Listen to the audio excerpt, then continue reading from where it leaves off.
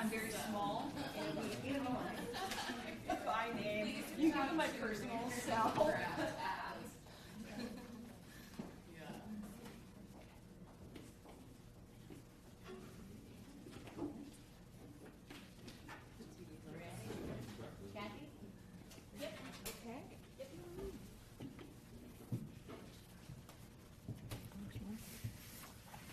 Hi. Hello. Can you all hear me okay? Excellent. Good morning. Thank you for coming out today. Connie Mendel, Chief Health Strategist here at Louisville Metro Public Health and Wellness. We are here today to announce the Lead Safe Housing Rental Registry is now online and available for rental property owners to register and document their properties as safe from lead hazards. That's the important part. We want to get to where all of our rental property is safe from lead hazards. So the registry is rolled out in phases and will eventually encompass all rental properties built before 1978. And why 1978 is important, that was the year that lead paint was banned for residential use in the U.S. But we know a lot of homes built prior to 78 has both paint, external and interior paints, both with lead. So the goal of the registry is to prevent and protect tenants from lead hazards and preserve safe, healthy rental housing. Lead is a naturally occurring heavy metal which is toxic to people, especially developing children. Children under the age of 6 are at greatest health risks of lead. And pregnant people can also be affected by lead, and it can pass that lead on to their unborn child. So there is no safe level of lead in someone's blood, and there is no cure for lead poisoning. So lead can enter the body when someone inhales or ingests particles found in lead-contaminated paint, dust, soil, or drinking water. So it's not necessarily the children eating lead chips, which can happen, but it may be opening and closing of windows and doors where it creates lead dust from that old paint. So this lead enters in the brain, the nervous system, can cause severe behavioral and learning issues, speech problems, slow growth, and slow developmental. Lead is more commonly found in older homes, which is why we're focused on those pre-1978. Louisville Metro has a lot of older homes and historic homes where lead-based paints still exist. Lead-based paints still exist. Sorry. Data shows that children living in the northwest area of the city are almost 10 times at greater risk for developing lead poisoning compared to children living in other areas of the city. So from 2005 to 2021, nearly 10,000 children in Louisville tested positive for elevated blood levels. Because of this ongoing health issue, the Louisville Metro Department of Public Health and Wellness and the Childhood Lead Poisoning Program has been around for more than 50 years. So when a physician identifies a child with an elevated blood level, our team works with the child's family to identify possible sources of lead in and around their homes and works with them to minimize lead hazards and to prevent that exposure to lead. So this registry further propels the work that we've been doing, and this is a giant step because we're actually moving to preventing lead poisoning. Instead of it waiting for a child to be referred to us, we're actually preventing lead poisoning and making homes safe. So again, there's no cure for lead poisoning, but it is preventable. And landlords and property owners who proactively address lead and these safety concerns are not just providing shelter, they're cultivating a positive living experience that fosters tenant satisfaction and loyalty. Everyone in our community deserves to have a safe and healthy place to live and the ability to learn and thrive. So now I'm going to ask Patrick Rich, our Environmental Health Administrator, to come up and share more details about the lead registry itself. Patrick, come on up. Thank you so much. Good morning, everyone. To start out, I am Patrick Rich, the Environmental Health Administrator with the Health Department. The registry was created by an ordinance approved in Metro Council back in 2022, and it went into effect on December 1st this year. We are now accepting the rental registry portal online for people to log in and register their homes. If it is a rental property in the city, the ordinance requires all property owners to register their property if it was built before 1978. Now, the lead-based materials have to be remediated.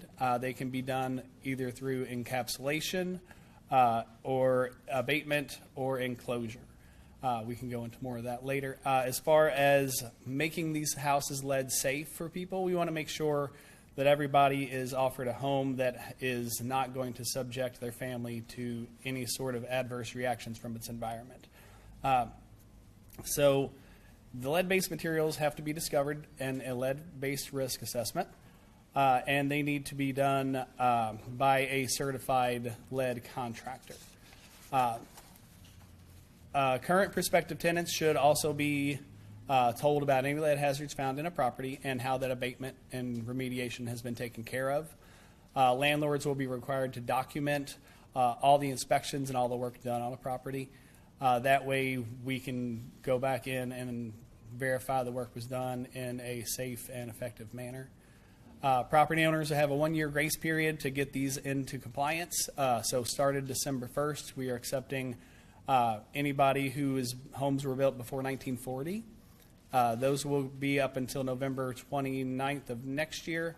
And then we will roll into the next set of housing, which will be from November 1940 to 1965. That will help us not only to be able to control the amount of people we have submitting applications, but we will also be able to make sure we're doing a standard job of going out and inspecting these, making sure they're done properly. After that, November 30th of 2026, the next section will go into effect. Anything built from 1966 up to 1978 will be on that registry. Any rental unit that has a child with an elevated level will be required to be inspected within 60 days. That's something we've done for years with the Childhood Lead Poisoning Prevention Program. Any child with an elevated level above 15 automatically gets an inspection, and this is just something to kind of help move that forward, because we do want to make sure we are prioritizing anybody who is at immediate risk. Now I want to introduce Dr. Brian Gwynn with U of L's School of Public Health and Information Sciences.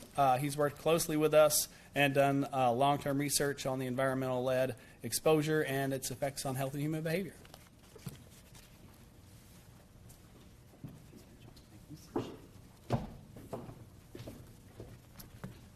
Thank you, Patrick. Thank you, everyone, for allowing me to speak today.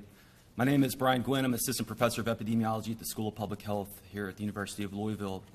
I began researching the effects of lead exposure because of its profound yet preventable impact on human health, especially in vulnerable populations like children. Lead exposure is a silent threat, often unnoticed until it's caused irreversible harm in our children. Things like cognitive impairments and developmental delays.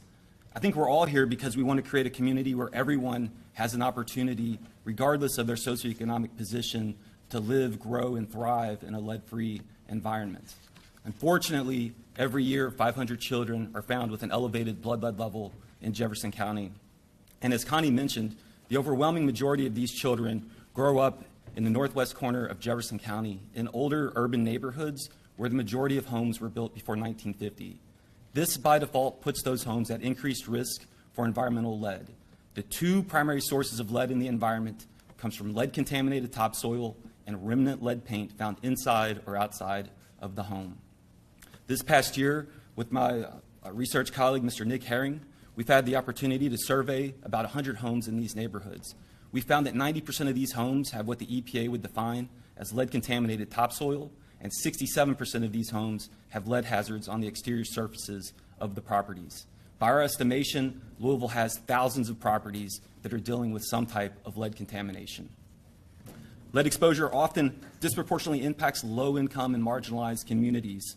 This exacerbates existing inequities and creates cycles of disadvantage and harm for the children in these communities.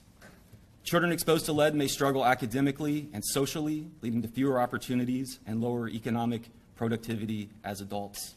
This reduces the overall potential of the community, limiting its growth and development. Furthermore, untreated and ongoing lead exposure perpetuates health and economic burdens for future generations as families and systems are left to cope with the legacy of lead. Addressing lead poisoning is not just a public health priority, it is a vital step towards fostering equity, breaking cycles of harm, and ensuring a healthier, more sustainable future for our children. And this is why I'm so excited. I think we're all excited about the Lead Safe Housing Registry. We're excited because at its core, it engages in primary prevention. That is, it keeps children from ever being exposed to the lead hazard. That's the great thing about this registry. There are other great things about this registry. It empowers residents. The registry provides tenants and homebuyers with information they need to make safer housing choices, empowering them to avoid homes with potential lead hazards. It also encourages landlord accountability. By requiring landlords to ensure their properties meet lead-safe standards before being listed, the registry motivates property owners to address lead-based hazards proactively, again creating safer housing practices. Preventing lead exposure through safer housing reduces healthcare costs associated with treating lead poisoning and its long-term consequences. It also minimizes the broader societal costs, like special education services and lost productivity, not to mention a myriad of health consequences associated with lead exposure. The registry raises awareness of lead hazards in housing, encouraging both residents and policymakers to prioritize lead-safe environments and invest in public health infrastructure. By integrating housing safety and public health initiatives, Louisville's Lead Safe Housing Registry plays a vital role in preventing lead poisoning and fostering healthier communities. And if I can add here at the end, there is no safe amount of lead in the body. From 2005 to 2021, we had 10,000 children identified with some degree of lead poisoning. That's a heck of a biography to burden, but that doesn't have to be our city's destiny. And I think this lead registry will go a long way in protecting children in the future. Thank you.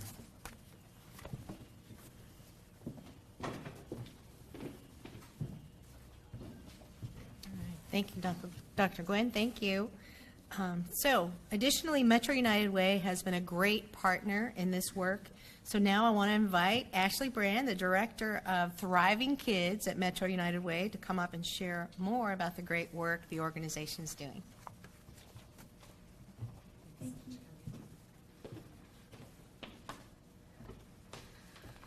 Good morning. I'm going to lower that a little. Good morning. Thank you, Connie, and thank you to LMPHW for inviting me to be a part of this exciting announcement for our community. And thank you to Metro Council for passing the lead rental registry ordinance in 2022, leading to this work that just launched this month. In 2022, Metro United Way and the Ready for K Alliance, a coalition of over 100 community partners focused on ensuring all children in our community can thrive, we're proud to be partners in the development of the registry ordinance and advocate for its passage. Now, 2 years later, we are looking forward to supporting the city in a successful rollout and implementation of the strategy. We applaud Metro Council and LMPHW for being proactive on this issue that has the most significant impact on our community's youngest residents and has lifelong repercussions. At Metro United Way, we work to ensure that Louisville has thriving kids, strong households, and equitable communities. Safe and healthy housing is key to reaching all of these goals. Children and families cannot thrive when their own home is poisoning them. And while there is not a cure for lead poisoning, as we have heard, it is preventable. We as a community need to move towards solutions to prevent lead poisoning before it happens, and the lead rental registry is one way we can achieve that. In 2023, Metro United Way was awarded a grant from the Centers for Disease Control and Prevention, also known as the CDC, to support lead poisoning prevention in Louisville. With the support of CDC funding, Metro United Way facilitated the development of a community-wide lead-safe strategic plan. This past August, over 40 community partners convened to develop this plan, including housing advocates, local council members, state legislators, public health officials, and early childhood experts. And from that convening, we now have Louisville's Lead Safe Strategic Plan. In January 2025, Metro United Way, serving as the backbone for the strategic plan, will launch the work outlined in the plan in partnership with local and state government, nonprofit partners, and individuals in our community who have been impacted by lead. The successful implementation of the rental registry is key as a key component of Louisville's Lead Safe Louisville strategic plan. But one individual program, organization, or ordinance alone cannot achieve what is needed to prevent and address lead poisoning in our community, which is why Metro United Way and the Ready for K Alliance prioritize partnerships. For every child and family to thrive, institutions, services, and organizations must be comprehensive, collaborative, aligned, and coordinated. We look forward to working with and supporting the city and LMPHW in a successful implementation of the lead rental registry and invite the community to join us as we launch Louisville's Lead Safe Strategic Plan in January so that we can ensure all children in Louisville can thrive.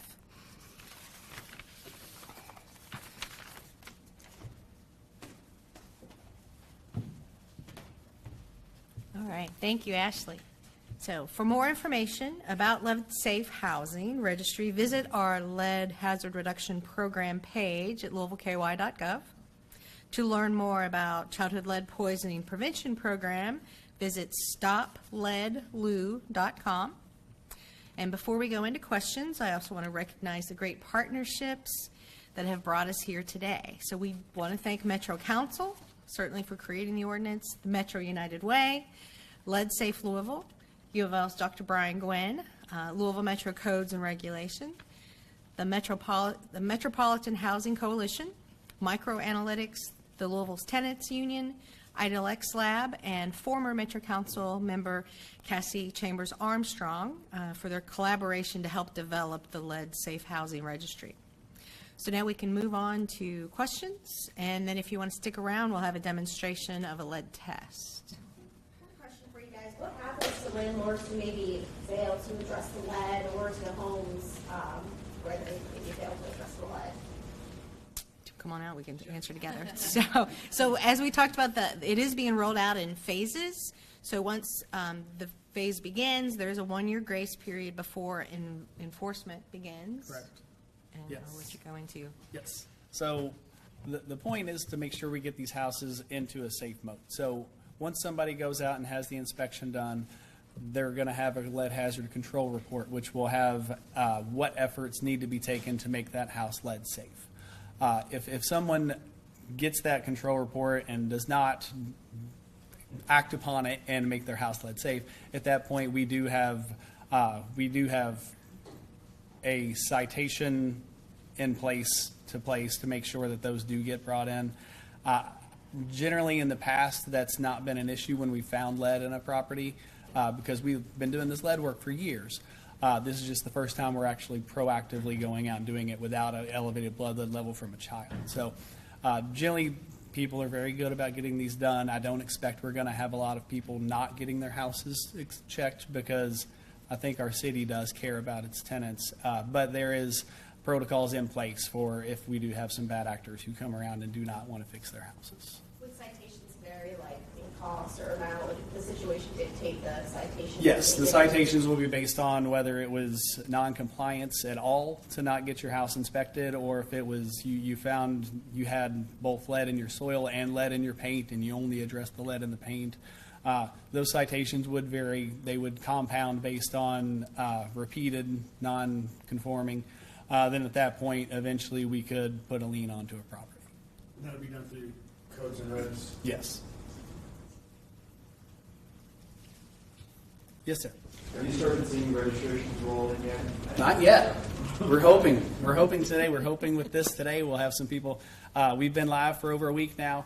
We haven't had our first registration come in. We have had lots of calls asking about the registrations and how they work. But the way the program is set, you're supposed to have somebody come out and do the inspection first. And then once the inspection is done, you have the work done to remediate the lead.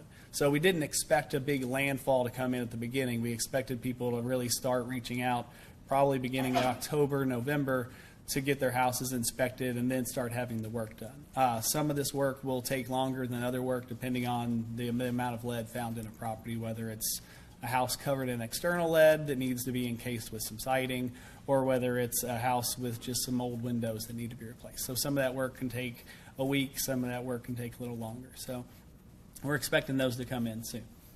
The data y'all shared on childhood testing for lead into 2021, can you just speak to, in the years since that, how often are you testing for this and finding it? I mean, once a week, twice a week? As far as for children, Yeah. the way testing your child, it's voluntary unless you're on Medicaid. Medicaid requires you to do it twice before they're 6 years old. But as far as it's not required by most insurances. So we recommend everybody get their child tested, but that's something we can't enforce. But we do have been doing that, but we don't have any updated numbers since then. I mean, we know we regularly test children, and children are regularly referred to us. Public health data, sometimes there is a lag time in, because a lot of that's reportable through state data systems or through medical records. So we still have lead poisoned children, but to have that complete data, unfortunately, it takes a year or two, but we still work with them case by case. Yes. What concerns have you heard from the real estate industry about their ability to comply with this in the next few years? Sure. I think the main concern we've got is the amount of people who are available to do this work. It has to be done by a company with a certified lead risk assessor, which when this was voted in back in 2022, there were only approximately 30 in the state. Since then, we've trained up to over 100 people to do this work. So we've taken steps to make sure that this work can be done. That's why we're doing the 1-year rollout as well, so they have time and we're not just overtaxing the industry altogether. We want to make sure people have time to get the work done and get it done properly. So. Any more questions? Yeah, I mean, I can't say where this type of legislation has been created in other metropolitan areas. The overall impact was not to decrease housing availability.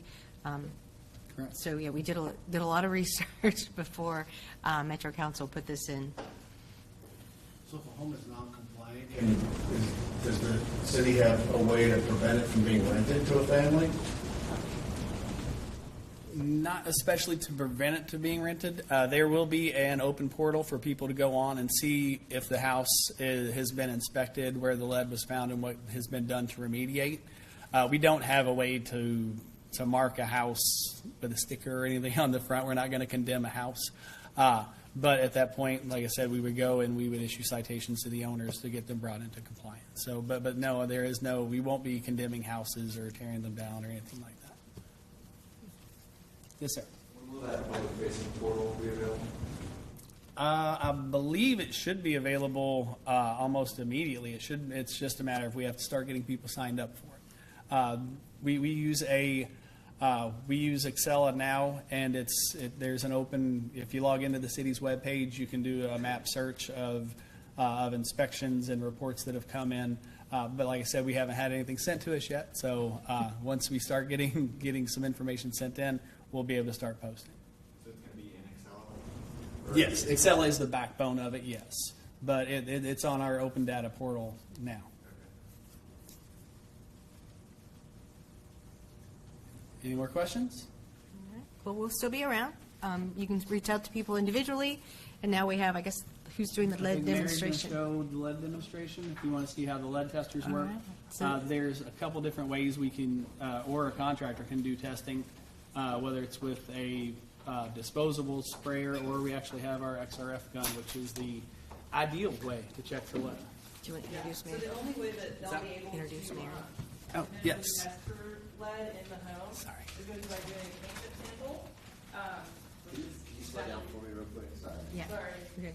Pause, go ahead. This is Mary Kraft. Mary will be running the lead hazard reduction program for us. So she's got a great task ahead of her, and she can show you how all this fun stuff works. All right, I'm ready now. Okay. So when we're asking these homeowners to hire that lead risk assessor to come in and test for that paint, they'll be testing paint on any surface that is deteriorated paint. So chipping, flaking, peeling paint.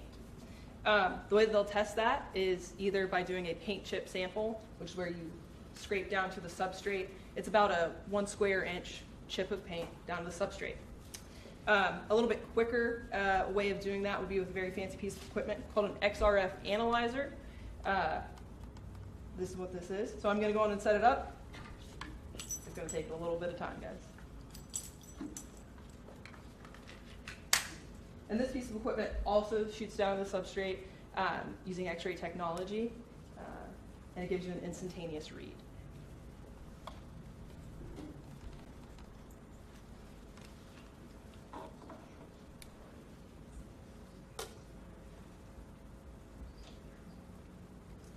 And then I don't know if you guys want to get a read on the screen. Yes. Okay. Anything you can demonstrate, please. Okay, perfect.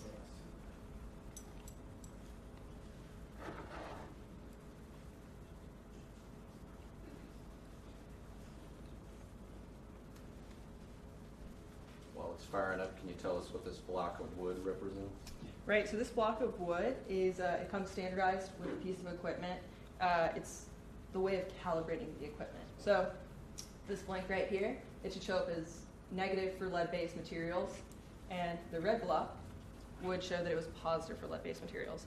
So that's you as the user, that lead risk assessor will be able to tell whether or not that piece of equipment is working appropriately before they start testing in your home. Does that make sense? Yeah. Okay.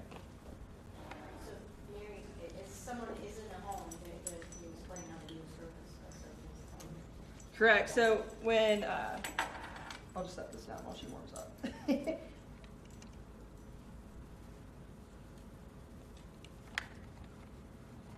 All right. So this lead risk assessor will be performing a lead hazard evaluation.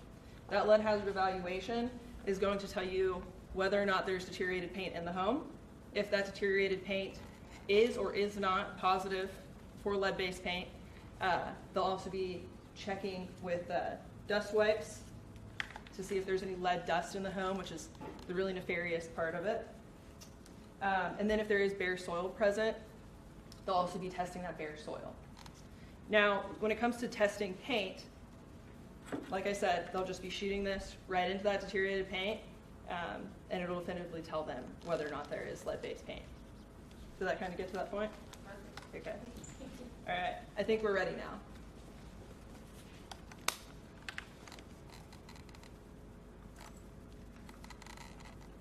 Sorry, there are lots of parts.